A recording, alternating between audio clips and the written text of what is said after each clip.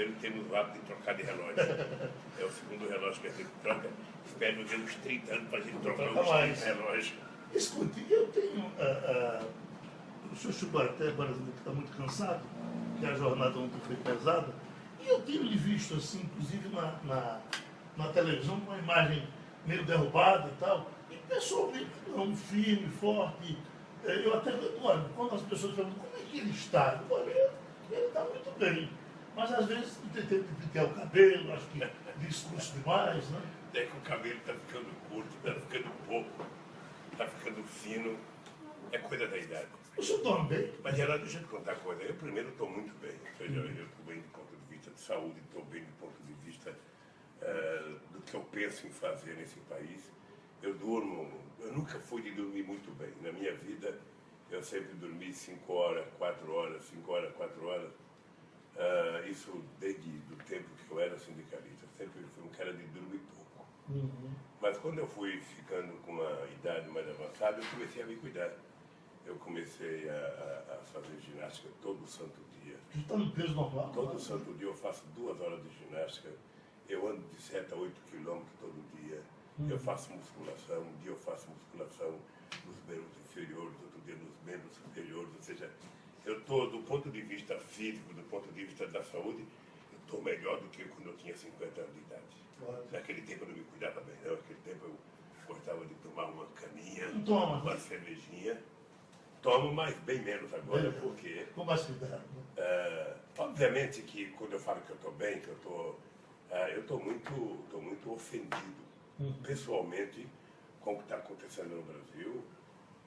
Eu jamais imaginei, depois de toda a luta que nós fizemos para derrubar o regime militar e conquistar a democracia, eu jamais imaginei que a gente fosse ter um golpe parlamentar para destituir uma presidenta eleita democraticamente pelo povo. Jamais imaginei isso.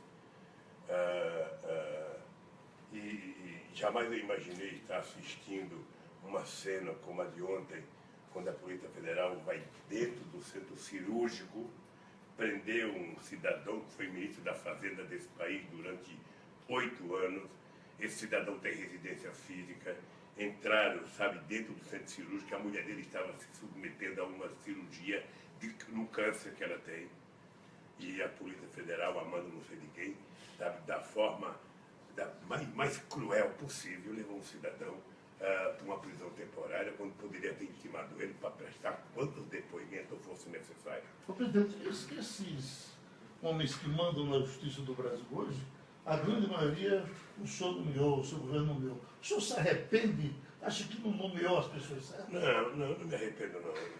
Se eu fosse indicar as pessoas hoje e tivesse o grau de conhecimento sobre eles que eu tenho, que eu tinha na época, eu escolheria eles. São pessoas boas, são pessoas boas, são pessoas sérias, ou seja, eu não tenho arrependimento. É importante a gente saber que a gente não indica as pessoas para fazer proteção para a gente. Mas para que elas sejam justas. A gente indica as pessoas para eles serem guardiãs da Constituição. Sabe? É isso que a gente indica as pessoas, para que cumpra-se a lei. O que está acontecendo hoje no Brasil é que você tem aquilo que você chamava de quarto poder na década de 60, na década de 50, virou o primeiro poder. Ou seja, hoje as pessoas não precisam mais ter um julgamento. As manchetes, sabe, dos jornais de televisão, de rádio e dos jornais de revistas, é que condena as pessoas. Então as pessoas não querem nem saber se é verdade. Ou seja, eu, por exemplo, disse que a operação de ontem foi uma operação boca de urna. Uma operação toda vez. Você está lembrado que em 2012 nós começamos as eleições, entrou o julgamento do chamado mensalão. Né? Você sabe como é que foi a campanha de 2006. Você sabe como é que foi a campanha de 2010, a campanha de 2012, a campanha de 2014. Nós estamos na véspera de uma eleição e me parece que há quase que um propósito. Você imagina uma coisa, Geraldo, um bando de meninos procuradores, porque eu respeito muito a instituição do Ministério Público, porque eu ajudei a criar aquele na Constituinte de 88, eu estabeleci a regra de escolher o primeiro da lista indicado pela corporação para ser o procurador. Portanto, não venho me dizer que eu sou contra o Ministério Público, eu sou muito defensor da instituição. Agora, toda instituição tem gente boa, gente ruim, e tem um bando de meninos que parece que foram ungidos para salvar a humanidade. Ou seja, em nome disso, falam qualquer barbaridade. No meu caso, eles estão há 2 anos me investigando, eles e a Polícia Federal, e depois, por falta de prova, ele diz, eu não tenho prova, mas eu tenho convicção. Ora, ninguém pode ser julgado por convicção. Ninguém pode ser julgado que eu tenho convicção. O juiz, ele tem que ter convicção com base no processo, com base no laudo, com base na prova que ele tem. Mas ninguém pode ficar sonhando. Então, isso me ofende e me preocupa, porque a democracia, ela exige que cada instituição forte, as pessoas sejam mais responsáveis. O senhor não acha arriscado, como o senhor diz, se encontrar um erro meu, eu me entrego? É isso mesmo? Eu nunca disse que me entrego. Eu brinquei e disse o seguinte, olha, eles estão me investigando há 2 anos. Eu só queria o seguinte, sabe? Se eles descobrir algum crime que eu cometi que eu não saiba, sabe? Obviamente que eu sou um cidadão que tenho que estar subordinado à lei como qualquer cidadão, igual o Geraldo Freire, igual a dona de casa que está nos ouvindo agora, igual o cara que está no carro nos ouvindo. Eu não quero o privilégio da lei. Aliás, se tem alguém que melhorou toda a política de combate à corrupção desse país, foi exatamente Lula e Dilma, que criamos as condições para que tivesse, sabe, um processo investigatório mais sério. E eu sou favorável à investigação mais séria. Sabe, se empresário roubou, tem que ir para a cadeia. Se político roubou, tem que ir para a cadeia. O que precisa é ter um julgamento correto. O que precisa é a pessoa ter o direito de defesa. E isso não está tendo. E obviamente que eu não sou acima da lei. Eu sou igualzinho todo mundo. Mas veja, deixa eu lhe contar uma coisa. Eu sou um ex-presidente da República. Quando a Polícia Federal foi lá em casa fazer a coerção, quando eu saí, foram levantar o meu colchão como se eu fosse um bandido. Sabe? Então, a democracia começa a correr perigo quando membros de determinadas instituições, eu vou dizer Ministério Público, Receita Federal, Polícia Federal, começa a exagerar no seu procedimento, a democracia começa a correr risco. Esse Ike Batista não era seu amigo? Ele foi entregar manteiga de uma forma tão fácil, né? Eu me lembro que a primeira doação pública, conhecida, famosa na sua campanha, era uma doação de Luma de Oliveira, mulher do Ike Batista. Ele era pobre ainda. Isso em 89. Sim. Acho que não era nem mulher dele ainda. Não. Mas de qualquer forma, deixa eu lhe contar uma coisa. O Ike Batista, eu tive pouca relação com o Ike Batista durante todo o meu mandato. O Ike Batista era tido e havido como o mais bem-sucedido empresário brasileiro. Eu participei de um encontro em Comandatuba chamada Hijos e Nietos de los Hombres Mais Ricos de América Latina. E estava lá o Ike Batista disputando com o Slim da Telefônica, que era o cara mais rico do mundo, e o Ike Batista dizia que ia passar o Slim. Ele era uma figura bajulada. É só pegar o que se escrevia do Ike Batista, sabe? Eu nem sei se ele disse aquilo mesmo, nem sei se é verdade aquilo. Apareceu gravando a televisão. Então, deixa eu lhe falar uma coisa para você. Se ele fez, ele cometeu um crime. Se ele cometeu um crime, ele paga pelo crime que cometeu. Eu sinceramente, acho que tem que ser assim o país. Eu não sei se é verdade o que ele falou, porque por enquanto só ouvi ele. Não ouvi o Guido ainda, não conversei com o Guido. Não sei se ele disse mesmo. Aquilo quem disse foi a mulher do João Santana. Então é um diz perigoso. E cada diz vira manchete de jornal antes de você fazer toda a investigação possível. Então vamos desfazer alguns boatos. Tem um boato aí grande de que o senhor já estaria se preparando para, se pedisse a sua prisão, o senhor ir para a Itália. Já soube desse boato? Eu vou lhe contar uma coisa. Eu já ouvi esse boato. O único país do mundo que eu pediria asilo era Garanhuns. Eu fugi para Garanhuns. Quem sabe lá em Caetés eu pego o passaporte e fico lá em Caetés. É uma bobagem imensa. Bobagem imensa. Ou seja, eu jamais sairei do Brasil. Não há nenhuma razão para qualquer condenação, a não ser, Geraldo, o boato que existe na praça, que existe na imprensa toda, de que tudo isso tem como objetivo evitar que o Lula seja candidato em 2018. E vai evitar? Sabe, eu não sei se vai evitar ou eles estão me provocando para ser. porque eu sinceramente, eu não sei aonde essa gente quer chegar. Porque você pode fazer uma operação de investigação sem quebrar as empresas. Você pode. É preciso saber o seguinte, quanto que a Operação Lava Jato está arrecadando e quanto que eles estão dando de prejuízo ao crescimento desse país, ao PIB desse país. Sabe, a indústria naval, que tem 82 mil trabalhadores, tem menos de 34 agora. São milhares de pessoas que estão desempregadas. E eu acho muito difícil agora você convencer, sabe, as pessoas a fazerem investimento, trazer capital para cá, nesse clima de insegurança que nós estamos. Então, ontem à noite eu até disse no ato público, no comício, que é importante que as autoridades constituídas sentem-se e comecem a pensar, sabe, o que fazer com o Brasil. Porque o Brasil não pode continuar nesse clima de insegurança, nesse clima de insegurança jurídica, nesse clima de insegurança política, nesse clima de insegurança econômica. O senhor Tem duas palavras milagrosas num país: credibilidade dos governantes e previsibilidade na economia. Se tiver credibilidade no governante e tiver previsibilidade das coisas que vai fazer nesse país, avisar, olhando no olho de cada cidadão, vai acontecer isso, o país vai para frente. Esse desentendimento que está havendo no Brasil, inclusive entre as pessoas, um radicalismo sem tamanho. Eu quero lhe dizer o seguinte, depois daquela nossa boa conversa em Petrolina, eu fui verificar no meu Facebook, vi alguns elogios e tal, mas eu via cada ofensa depois, inclusive a mim, por ter entrevistado, sem tamanho. Isso certamente não interessa a ninguém. Mas o senhor tem receio, se prendessem Lula, esse país entrava numa guerra civil? Não sei.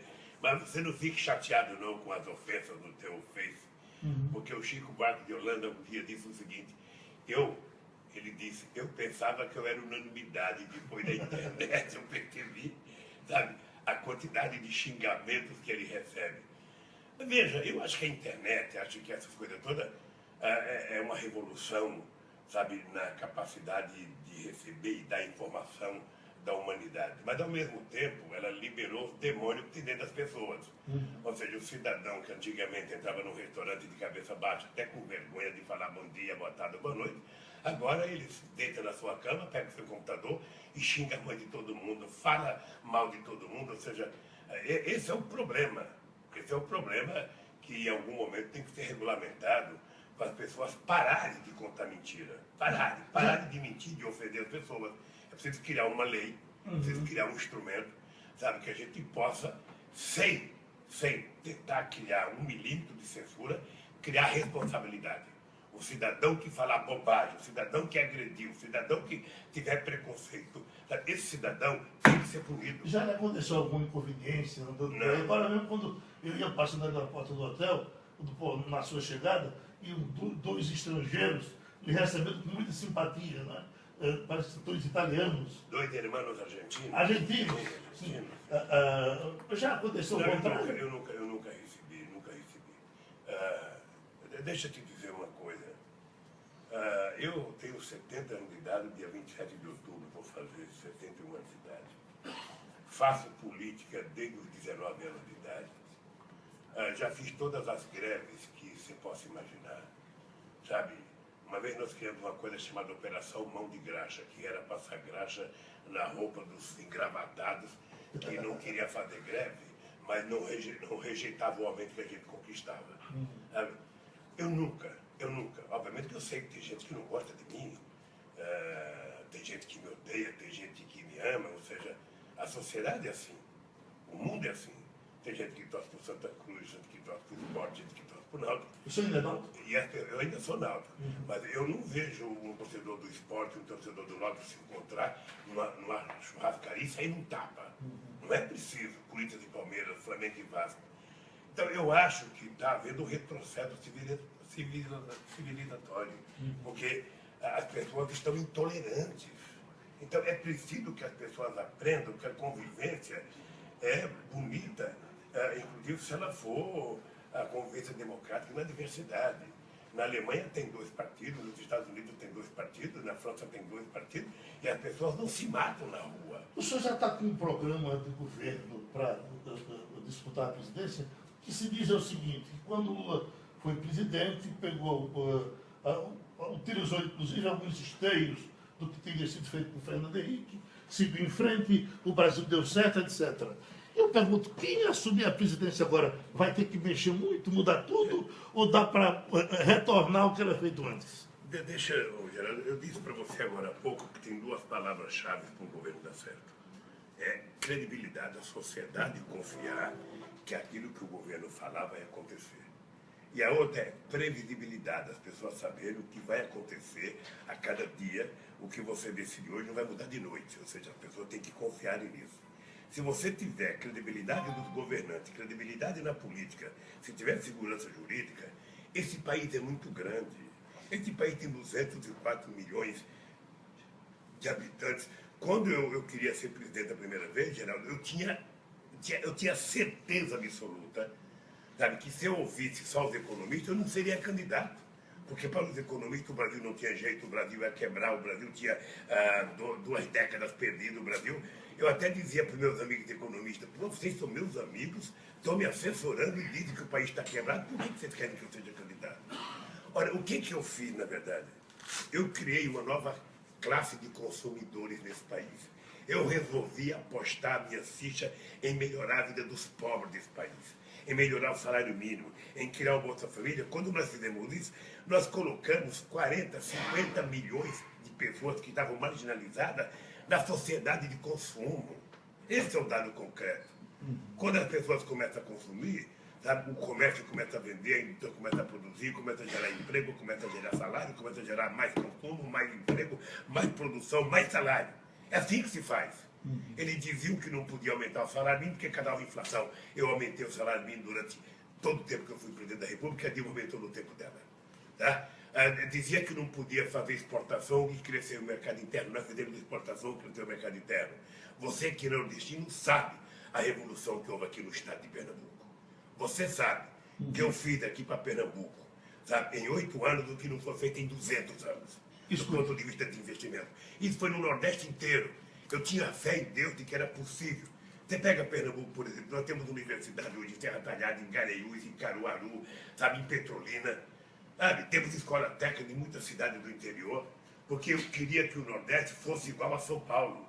Queria que o Nordeste fosse igual, tivesse a mesma oportunidade. Por que só tem mestres, doutores lá e aqui não? Por que só tem pesquisadores lá e aqui não? Por que aqui só aparecia no jornal com mortalidade infantil, com analfabetismo, com desgraça? Será que nós nascemos para isso? Olha. E eu provei que era possível, querido. Eu provei, e eu vou dizer a palavra-chave. Eu incluí os pobres brasileiros no orçamento, com financiamento, com crédito e com emprego. Quer resolver essa crise agora? Quer resolver essa crise agora?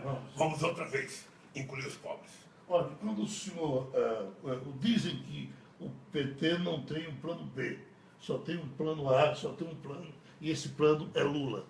Admitido o impedimento da sua candidatura por uma razão, ou uma conspiração, ou se lhe prenderem, o que, enfim... o senhor pensa, tem alguma coisa no pensamento? Falam que o senhor pode apoiar Ciro Gomes, mas Ciro Gomes já andou dizendo por aí que o seu governo foi um governo de moral frouxa. Isso lhe incomoda? Não me incomoda. Não me incomoda porque eu sou um homem que acredito cegamente na liberdade de expressão. Cada um fala o que quiser e cada um se responsabiliza pelo que falou. Eu vou te dizer uma coisa com muita sinceridade. Eu tenho consciência do que é possível fazer nesse país. Eu tenho consciência. Disse isso para Dilma quando ela estava na presidência ainda. Dilma, você quer resolver o problema desse país? Vamos outra vez, sabe, dar um pouquinho de coisa para os pobres. Na hora que o pobre comprar um danoninho a mais, na hora que comprar um chinelinho a mais para a filha, na hora que comprar uma camisa a mais, na hora que comprar 1 quilo de carne a mais, sabe, acabou o problema desse país. Acabou o problema. Esse problema, o problema do Brasil não é econômico. Acha que o Banco Central vai resolver? Acha que o Meirelles vai resolver? O problema é político, meu caro. O problema é saber o seguinte, ou seja, ou essa sociedade volta a consumir para as empresas voltarem a produzir, ou esse país vai ficar assim. Todo ano faz corte no orçamento, todo ano faz corte no orçamento.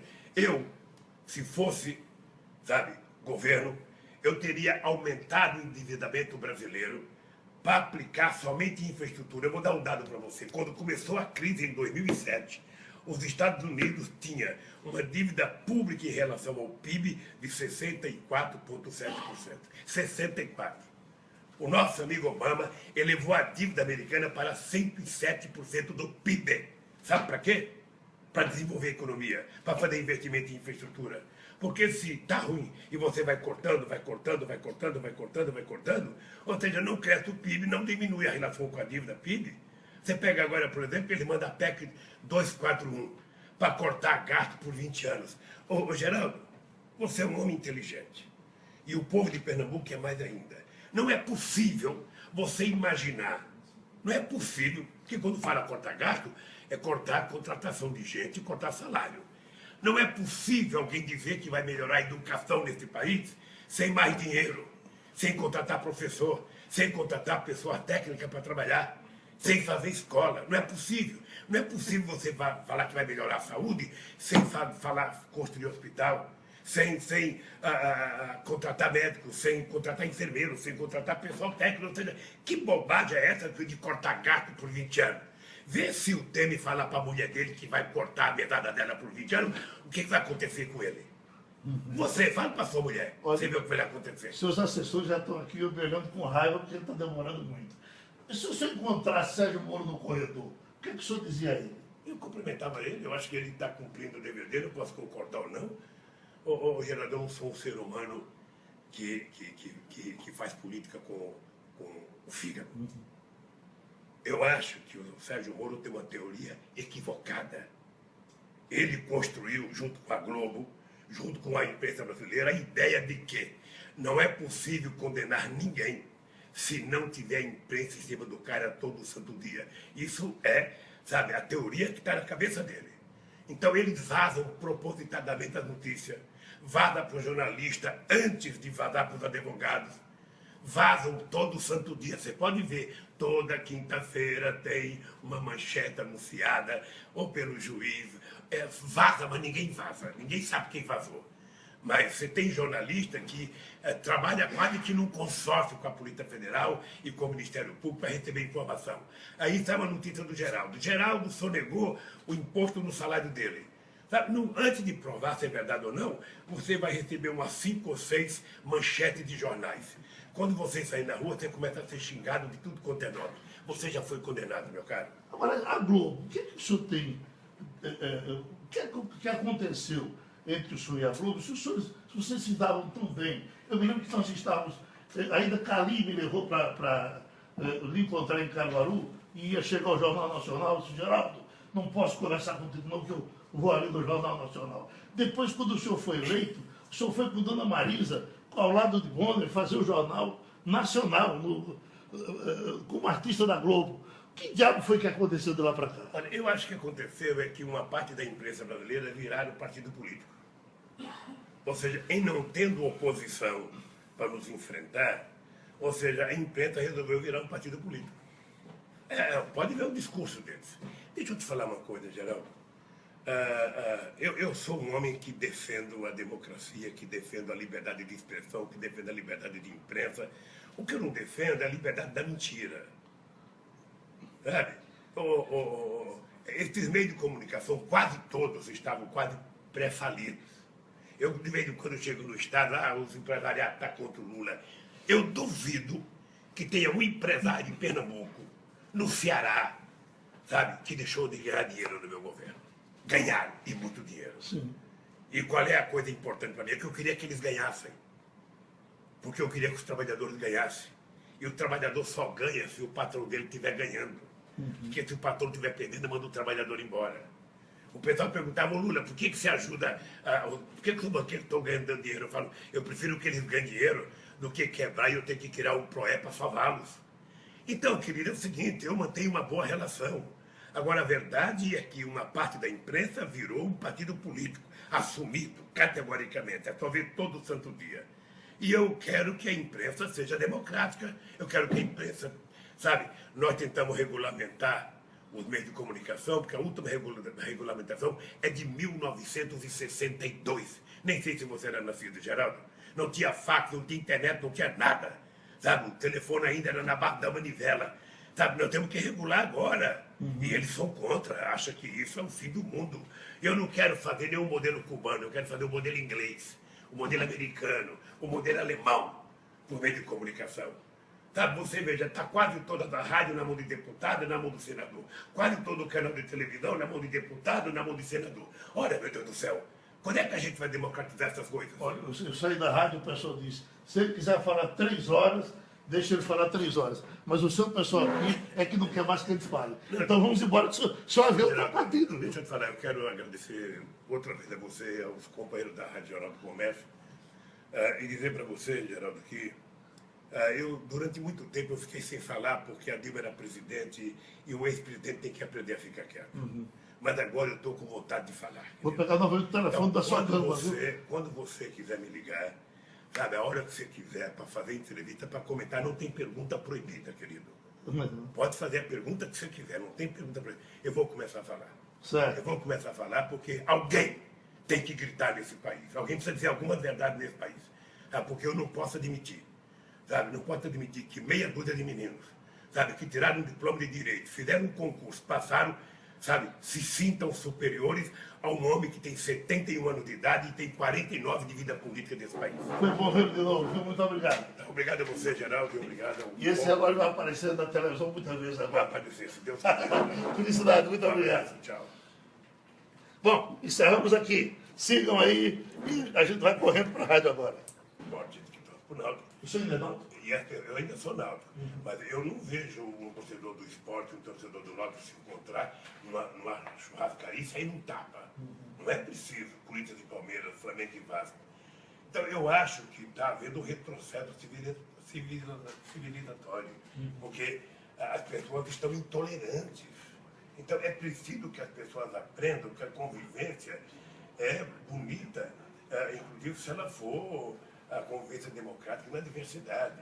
Na Alemanha tem 2 partidos, nos Estados Unidos tem 2 partidos, na França tem 2 partidos, e as pessoas não se matam na rua. O senhor já está com um programa de governo para disputar a presidência, que se diz o seguinte, que quando Lula foi presidente, utilizou inclusive alguns esteios do que teria sido feito por Fernando Henrique, seguiu em frente, o Brasil deu certo, etc. Eu pergunto, quem assumir a presidência agora vai ter que mexer muito, mudar tudo, ou dá para retornar o que era feito antes? Deixa, Geraldo, eu disse para você agora há pouco que tem 2 palavras-chave para o governo dar certo. É credibilidade, a sociedade confiar que aquilo que o governo falar vai acontecer. E a outra é previsibilidade, as pessoas saberem o que vai acontecer a cada dia, o que você decide hoje não vai mudar de noite, ou seja, as pessoas têm que confiar nisso. Se você tiver credibilidade dos governantes, credibilidade na política, se tiver segurança jurídica, esse país é muito grande. Esse país tem 204 milhões de habitantes. Quando eu queria ser presidente a primeira vez, Geraldo, eu tinha certeza absoluta, sabe, que se eu ouvisse só os economistas, eu não seria candidato. Porque para os economistas o Brasil não tinha jeito, o Brasil ia quebrar, o Brasil tinha 2 décadas perdidas, o Brasil... Eu até dizia para os meus amigos economistas, vocês são meus amigos, estão me assessorando e dizem que o país está quebrado, por que vocês querem que eu seja candidato? Ora, o que eu fiz, na verdade? Eu criei uma nova classe de consumidores nesse país. Eu resolvi apostar a minha ficha em melhorar a vida dos pobres desse país, em melhorar o salário mínimo, em criar o Bolsa Família. Quando nós fizemos isso, nós colocamos 40, 50 milhões de pessoas que estavam marginalizadas na sociedade de consumo. Esse é o dado concreto. Quando as pessoas começam a consumir, sabe, o comércio começa a vender, a indústria começa a produzir, começa a gerar emprego, começa a gerar salário, começa a gerar mais consumo, mais emprego, mais produção, mais salário. É assim que se faz. Eles diziam que não podia aumentar o salário mínimo porque cada inflação. Eu aumentei o salário mínimo durante todo o tempo que eu fui presidente da República, a Dilma aumentou no tempo dela. Tá? Dizia que não podia fazer exportação e crescer o mercado interno. Nós fizemos exportação e crescer o mercado interno. Você que é nordestino sabe a revolução que houve aqui no estado de Pernambuco. Você sabe que eu fiz aqui para Pernambuco, sabe, em 8 anos o que não foi feito em 200 anos, do ponto de vista de investimento. Isso foi no Nordeste inteiro. Eu tinha fé em Deus de que era possível. Você pega Pernambuco, por exemplo, nós temos universidade hoje em Serra Talhada, em Garanhuns, em Caruaru, sabe, em Petrolina. Sabe? Temos escola técnica em muitas cidades do interior, porque eu queria que o Nordeste fosse igual a São Paulo. Queria que o Nordeste fosse igual, tivesse a mesma oportunidade. Por que só tem mestres, doutores lá e aqui não? Por que só tem pesquisadores lá e aqui não? Por que aqui só aparecia no jornal com mortalidade infantil, com analfabetismo, com desgraça? Será que nós nascemos para isso? Olha. E eu provei que era possível, querido. Eu provei, e eu vou dizer a palavra-chave. Eu incluí os pobres brasileiros no orçamento, com financiamento, com crédito e com emprego. Quer resolver essa crise agora? Quer resolver essa crise agora? Vamos outra vez incluir os pobres. Olha, quando o senhor... dizem que o PT não tem um plano B, só tem um plano A, só tem um plano, e esse plano é Lula. Admitido o impedimento da sua candidatura por uma razão, ou uma conspiração, ou se lhe prenderem, o que, enfim, o senhor pensa, tem alguma coisa no pensamento? Falam que o senhor pode apoiar Ciro Gomes, mas Ciro Gomes já andou dizendo por aí que o seu governo foi um governo de moral frouxa.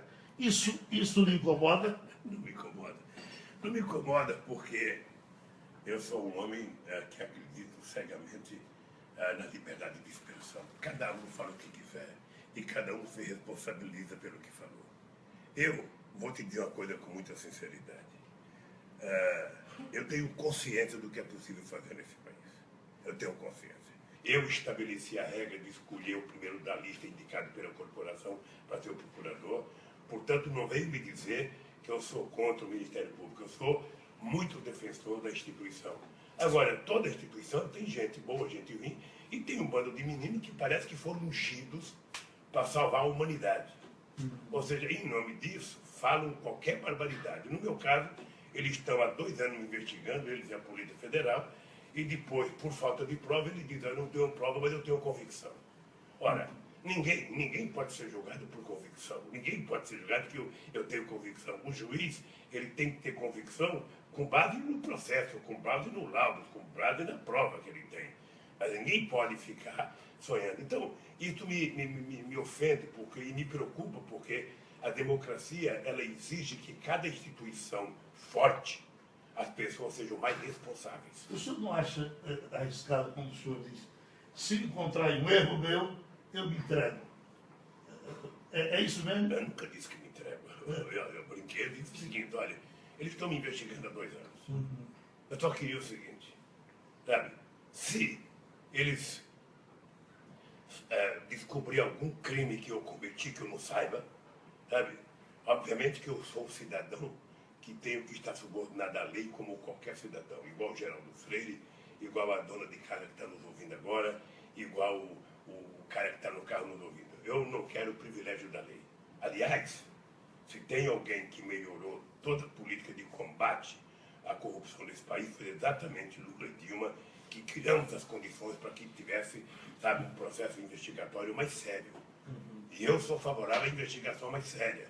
Sabe, se empresário roubou, tem que ir para a cadeia. Se político roubou, tem que ir para a cadeia. O que precisa é ter um julgamento correto. O que precisa é a pessoa ter o direito de defesa. E isso não está tendo. E obviamente que eu não sou acima da lei.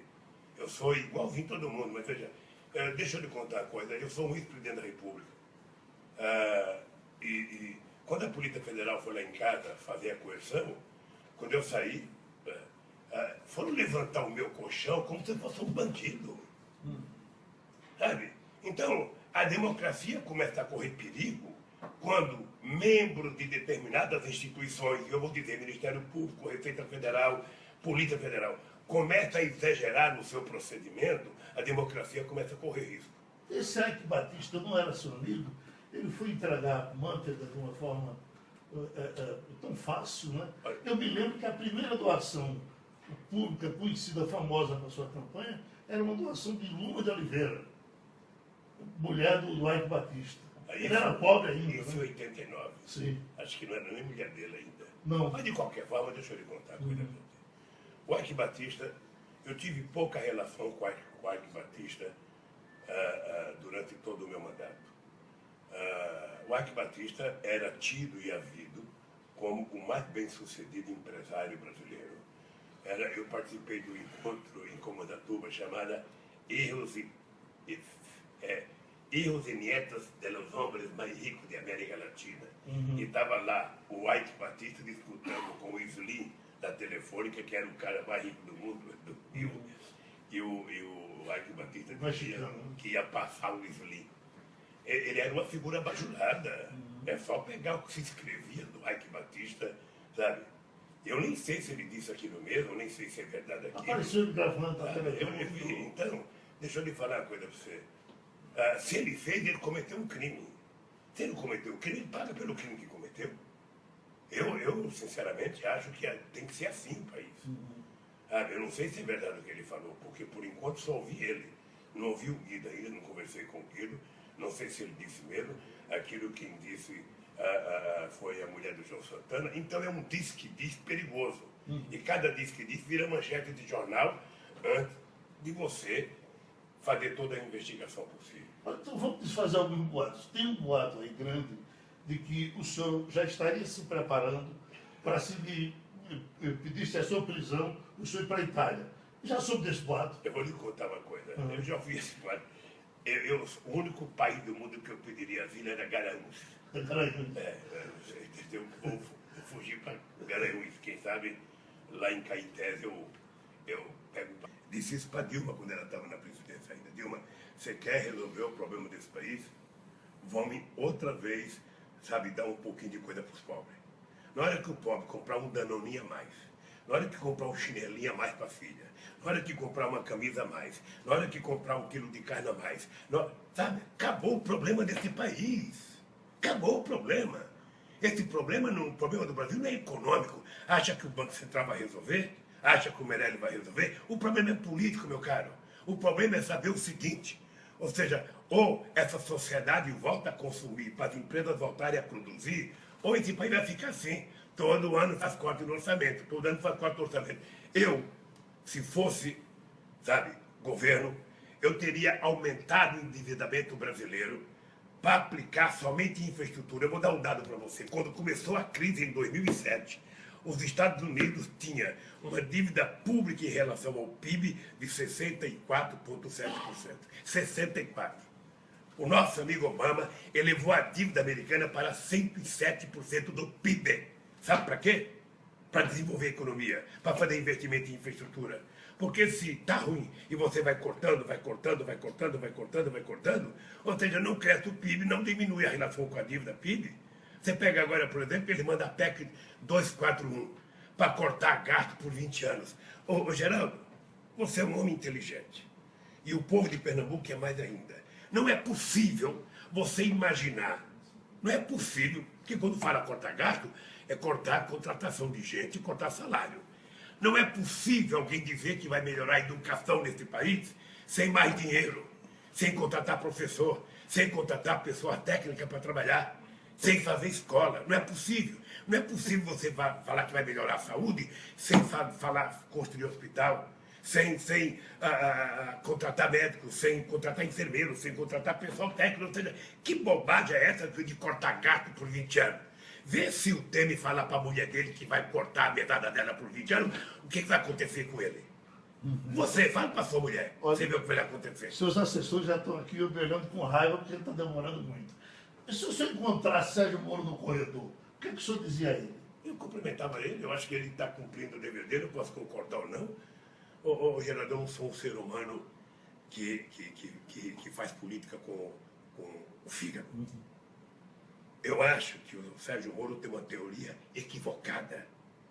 Ele construiu, junto com a Globo, junto com a imprensa brasileira, a ideia de que não é possível condenar ninguém se não tiver imprensa em cima do cara todo santo dia. Isso é, sabe, a teoria que está na cabeça dele. Então eles vazam propositadamente a notícia, vazam para o jornalista antes de vazar para os advogados, vazam todo santo dia. Você pode ver, toda quinta-feira tem uma manchete anunciada, ou pelo juiz, vaza, mas ninguém vaza, ninguém sabe quem vazou. Mas você tem jornalista que trabalha quase que num consórcio com a Polícia Federal e com o Ministério Público para receber informação. Aí está uma notícia do Geraldo. Geraldo sonegou o imposto no salário dele. Sabe, antes de provar se é verdade ou não, você vai receber umas 5 ou 6 manchetes de jornais. Quando você sair na rua, você começa a ser xingado de tudo quanto é nome. Você já foi condenado, meu caro. Agora, a Globo, o que o senhor tem o que aconteceu entre o senhor e a Globo, se vocês se davam tão bem. Eu me lembro que nós estávamos, ainda Cali me levou para lhe encontrar em Caruaru, e ia chegar ao Jornal Nacional, eu disse, Geraldo, não posso conversar contigo não, que eu vou ali no Jornal Nacional. Depois, quando o senhor foi eleito, o senhor foi com Dona Marisa, ao lado de Bonner, fazer o Jornal Nacional, como artista da Globo. Que diabo foi que aconteceu de lá para cá? Olha, eu acho que aconteceu é que uma parte da imprensa brasileira viraram partido político. Ou seja, em não tendo oposição para nos enfrentar, ou seja, a imprensa resolveu virar um partido político. Pode ver o discurso deles. Deixa eu te falar uma coisa, Geraldo. Eu sou um homem que defendo a democracia, que defendo a liberdade de expressão, que defendo a liberdade de imprensa. O que eu não defendo é a liberdade da mentira. Sabe? Esses meios de comunicação, quase todos estavam quase pré-falidos. Eu, de vez em quando, chego no Estado, os empresariados estão contra o Lula.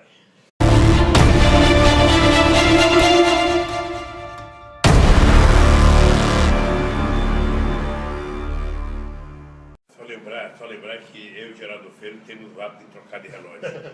É o segundo relógio que a gente troca. Espero nos uns 30 anos para a gente trocar os relógios. Escute, eu tenho... o senhor chegou até agora que está muito cansado, que a jornada ontem foi pesada, e eu tenho lhe visto assim, inclusive na televisão, com uma imagem meio derrubada e tal, e pessoalmente não, firme, forte. Eu até olho, quando as pessoas perguntam como é que ele está, olha, ele está muito bem, mas às vezes tem que pintar o cabelo, acho que discurso demais, né?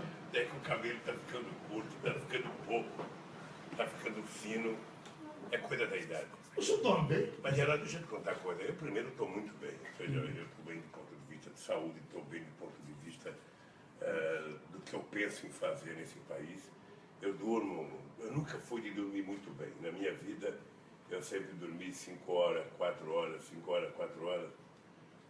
Isso desde o tempo que eu era sindicalista. Eu sempre fui um cara de dormir pouco. Mas quando eu fui ficando com uma idade mais avançada, eu comecei a me cuidar. Eu comecei a fazer ginástica todo santo dia. Você está no peso normal? Todo santo dia eu faço 2 horas de ginástica. Eu ando de 7 a 8 quilômetros todo dia. Eu faço musculação. Um dia eu faço musculação nos membros inferiores, outro dia nos membros superiores. Ou seja, eu estou, do ponto de vista físico, do ponto de vista da saúde, eu estou melhor do que quando eu tinha 50 anos de idade.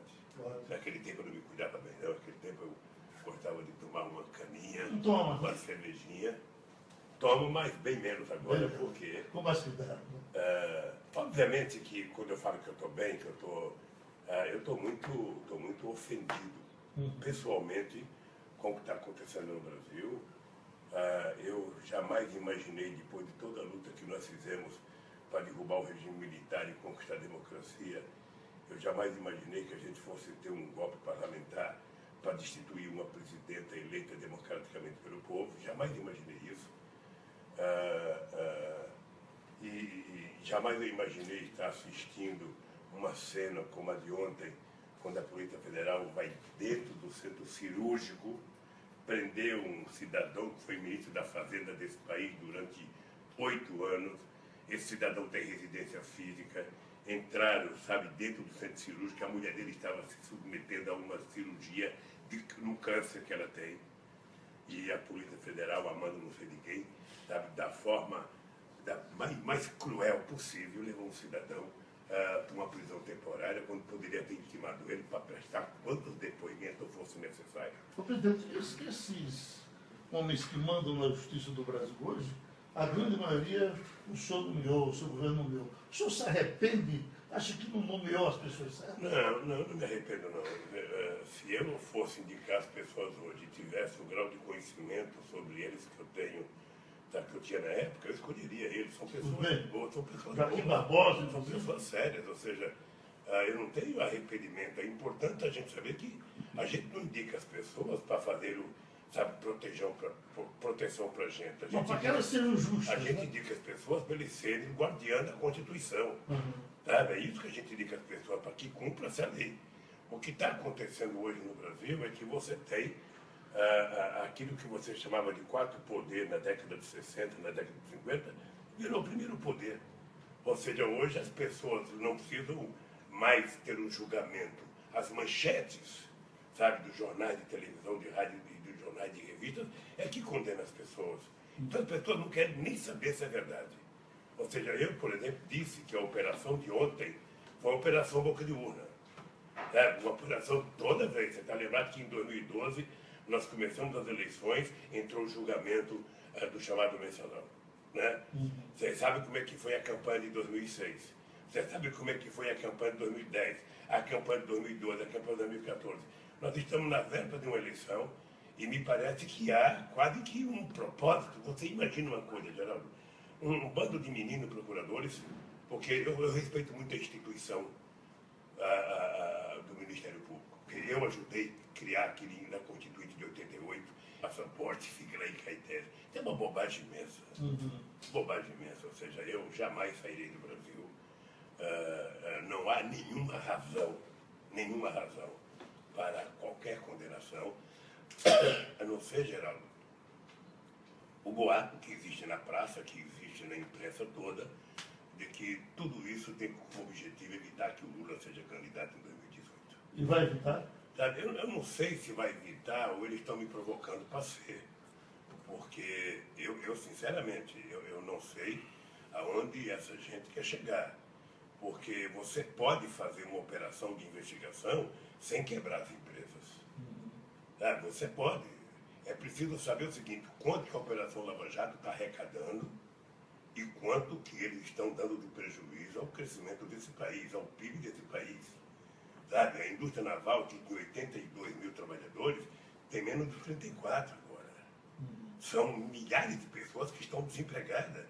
E eu acho muito difícil agora você convencer, sabe, as pessoas a fazerem investimento, trazer capital para cá, nesse clima de insegurança que nós estamos. Então, ontem à noite eu até disse no ato público, no comício, que é importante que as autoridades constituídas sentem-se e comecem a pensar, sabe, o que fazer com o Brasil. Porque o Brasil não pode continuar nesse clima de insegurança, nesse clima de insegurança jurídica, nesse clima de insegurança política, nesse clima de insegurança econômica. O senhor não, Tem duas palavras milagrosas num país. Credibilidade dos governantes e previsibilidade na economia. Se tiver credibilidade no governante e tiver previsibilidade das coisas que vai fazer nesse país, avisar, olhando no olho de cada cidadão, vai acontecer isso, o país vai para frente. Esse desentendimento que está havendo no Brasil, inclusive entre as pessoas, um radicalismo sem tamanho. Eu quero lhe dizer o seguinte, depois daquela nossa boa conversa em Petrolina, eu fui verificar no meu Facebook, vi alguns elogios e tal, mas eu via cada ofensa depois, inclusive a mim, por ter entrevistado, sem tamanho. Isso certamente não interessa a ninguém. Mas o senhor tem receio, se prendessem Lula, esse país entrava na guerra civil? Mas você não fique chateado não com as ofensas no teu Face, porque o Chico Buarque de Holanda um dia disse o seguinte, ele disse, eu pensava que eu era unanimidade, depois da internet eu percebi, sabe, a quantidade de xingamentos que ele recebe. Veja, eu acho que a internet, acho que essas coisas todas é uma revolução, sabe, na capacidade de receber e dar informação da humanidade. Mas, ao mesmo tempo, ela liberou os demônios que tem dentro das pessoas. Ou seja, o cidadão que antigamente entrava num restaurante de cabeça baixa, até com vergonha de falar bom dia, boa tarde, boa noite, agora ele se deita na sua cama, pega o seu computador e xinga a mãe de todo mundo, fala mal de todo mundo. Ou seja, esse é o problema.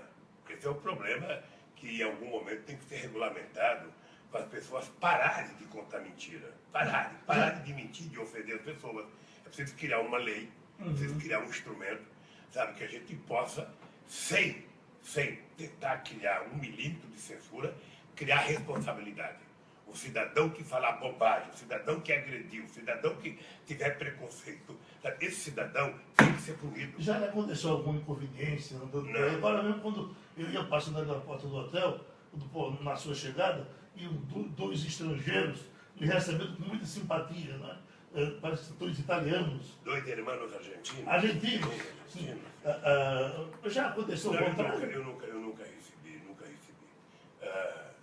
deixa eu te dizer uma coisa. Eu tenho 70 anos de idade, dia 27 de outubro vou fazer 71 anos de idade. Faço política desde os 19 anos de idade. Já fiz todas as greves que você possa imaginar. Sabe, uma vez nós criamos uma coisa chamada Operação Mão de Graxa, que era passar graxa na roupa dos engravatados que não queria fazer greve, mas não rejeitava o aumento que a gente conquistava. Sabe? Eu nunca, obviamente que eu sei que tem gente que não gosta de mim, tem gente que me odeia, tem gente que me ama, ou seja, a sociedade é assim, o mundo é assim. Tem gente que torce por Santa Cruz, gente que torce por